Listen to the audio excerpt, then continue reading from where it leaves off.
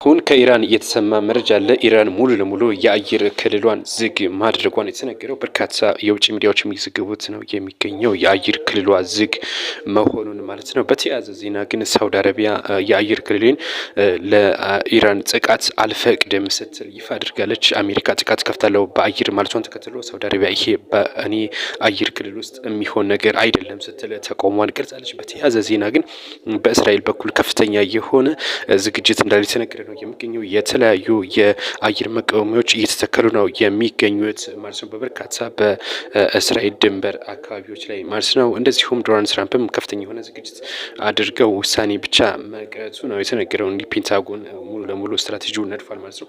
በተያያዘ ዜና እንግዲህ በዛው በኢራን ማለት ነው ከ2500 በላይ እንግዲህ ንጹሃን ተገድለዋል ተብሏል።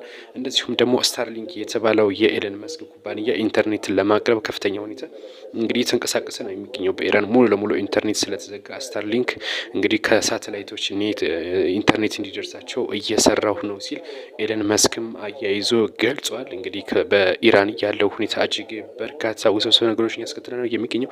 ነገር ግን አሜሪካ፣ የአውሮፓ ህብረት እንደዚሁም ደግሞ የአውሮፓ ህብረት ሀገራትንም እንደዚሁ ጥሪ አቅርበዋል። አረብ ሀገራት ጭምር ማለት ነው እነ ኳታርን ጨምሮ እንግዲህ ጥሪ አቅርበዋል ነው የተባለው። እንግዲህ እገዛ እንዲያደርጉ ማለት ነው ጦርነቱን